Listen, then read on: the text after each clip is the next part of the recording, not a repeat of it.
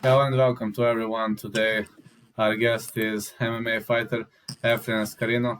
Efren, thank you so much for accepting the invitation. Thank you so much for accepting to share your MMA story with us. What can you say in general, like few words about yourself, your achievements, and then we will go with specific question by question. Can you please start? Yeah. Hi. Thank you for having me. Oh, you said you just want me to say a few words about my achievements real quick? Yeah. Okay. Really, to be honest, there's no secret. Just it's all just hard work. Under my coach Cheryl Albana and Dante Rivera. All they've been guiding me in the right direction for years. So as long as I stick with them, I feel like I'll continue to have success. When did you start training MMA and which was your first martial art? Yes, I didn't start training until after high school. Like right after high school, I graduated. I had those MMA gym right down the street from my house. So I was like, you know what? I went there. I started training, and I fell in love with it, and it just took off from there. I actually had my first fight when I was 19 years old. My first fight actually ended in no contest after 30 seconds because we were going at it, and then boom, he headbutted me, and they stopped it right there. Do you have a nickname? Then yeah, the Executioner. How did you get nickname? What is the story behind it?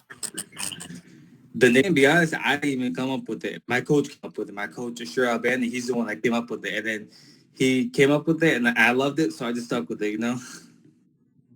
How would you describe your fighting style? My fighting style is just a lot of forward pressure, a lot of punches, and, just relentless pressure and a lot of takedowns. Like an in-your-face type of guy. Yeah, I get it. Who are your sparring partners? My sparring partners, a lot of the guys I spar with are like, actually top New Jersey fighters like Tim Doohan, Phil Caracappa, Matt Caracappa, and Charles. They got a lot of up and comers. Got a lot of teammates fighting, like my teammate Aram, Elvis, Jerry. A lot of up and comers coming up. But I really just have a mixed bag of sparring partners. Oh yeah, and Joe Schick as well, who's a professional fighter. He's one of my main sparring partners as well. That's outstanding. Do you have the favorite submission and the favorite strike?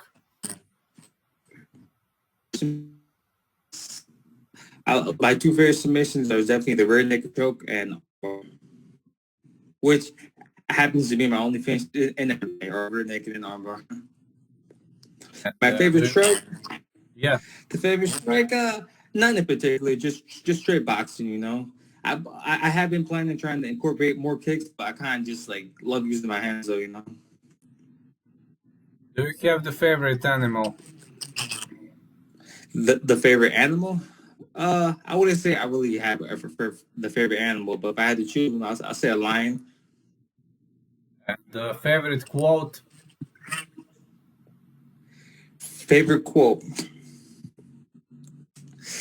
To be honest, I don't really have a favorite quote. There's a whole bunch of different fighter quotes and all that I see, but I don't really go by favorite quotes. Because I think, like, I do get motivated for fights, but it's more about just discipline. Just discipline, straight hard work, and doing what you got to do, doing what you hate, but doing it like you love it, like you love it. Well, that's pretty much a good quote to me because that's the great path to success, if you know what I mean. Yeah, no, you're right. You're right. Yeah, no, you're right. You're right. You already said that your first fight ended after 30 seconds. So, how did it happen anyway? I Yeah. mean, how did this headbutt happen? How I was young, actually. I was really young. I was like 19 years old. It was like after 1 year of training, I stepped in the cage. The second we stepped in there, we faced up. I looked him in the face. First I threw it at him, right? And look, he was like, oh, wow, I'm in the fight, actually. Real fight. And I just started throwing a few more combos. And then after a straight right that landed, he like rushed me, like just clashed together hard. And I felt the blood rushing. And then the ref just stopped it. The doctor looked at it and he just stopped the fight. Who was your hardest amateur opponent? My hardest amateur opponent,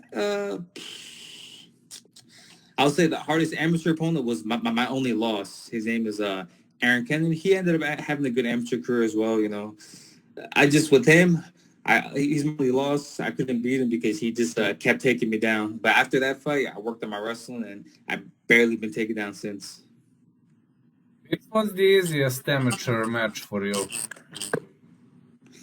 My easiest amateur match? I'll probably say my last title fight against Joshua Del Rios. I feel like he was the easiest. What can you say about your first professional debut, considering the fact that there is a huge difference between amateur and professional? Did you have a hard time transitioning because rules are different and...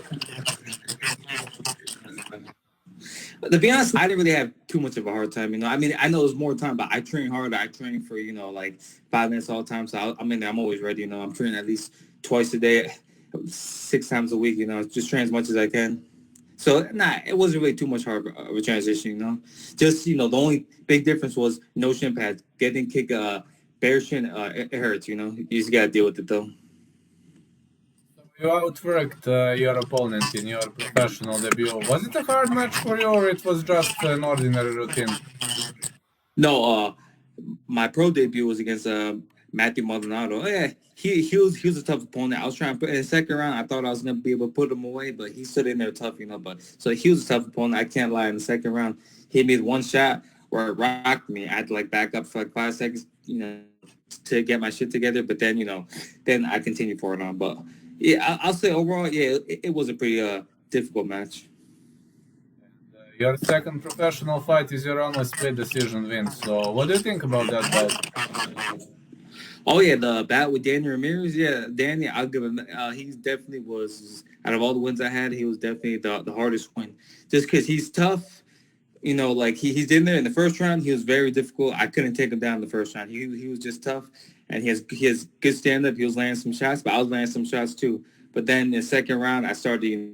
I saw him he started to fade a little bit, and I started to take him down. But he still stayed in there tough. He was he just fought to the end, but I fought to the end too, and then I ended up with the split decision win. What was your game plan for Matt Turnbull, and how did you finish him via submission? My game plan with Matt Turnbull was the same game plan as everyone else. Just go in there, put a lot of pressure, throw a lot of strikes, and take him down. And then I was able to take him down 3 times in the first round. The second round, once I had his back, be honest, I wasn't even of course, I always try to finish every fight. No matter what, every fight I have, I always try to finish. But with him, once I had his back, I was just throwing some punches, working the rear naked. But once I had it deep, I'm oh, I got it. Let me just finish it right here. Then, boom, all of a sudden, 5 seconds later, the ref is pulling me off. I'm I got it. How does one day in your life look like? Wait, how does what? One day in your life. Can you please explain or describe one day in your life? One day in my life? Basically, my life is just training. In the morning, I wake up. I'm in the morning, go to the gym in the morning, train, do a couple rounds of sparring. If I got time later on, go to, lift some weights. And then at night, go and just do some jiu-jitsu, and then keep polishing up some of my striking, and maybe do a little more sparring. So basically, my day just consists of just training. Can you discuss your future plans? Do you have somebody locked in your sights for your potential next fight? As of right now, there's no current opponent or anything like that. I talk to my coach and we review our opponents or whatever we get. We feel like it's a match take. We try not to jump the gun quick. Would you like to add something to this interview? Would you maybe like to greet someone or to give a shout out to somebody? Oh yeah, of course. Actually, before my last fight, unfortunately, my uncle he passed away the Monday right before my fight. It was very tragic. He was part of our family, and he was actually living with us. And I just want to give a shout out to him. For my uncle who passed away tragically a week before my fight. And actually, just one more shout out. I gotta give a shout out to my coach, Sher Albana, and my coach Dante Rivera, and all my teammates from Dante and Lionheart. Without them, I wouldn't be where I'm at right now. And of course, my family, my mom, my mother, my father, and my sisters. Without all them, I wouldn't be where I'm at. Thank you so much for this interview. I will release it tomorrow just to create video. Tomorrow, I assume tomorrow afternoon I will release it. Okay? Tomorrow. Okay. Thank you. It was thank you for having me. Yeah, thank you so much for being my guest, friend. Catch you some other time. Okay. Thank you.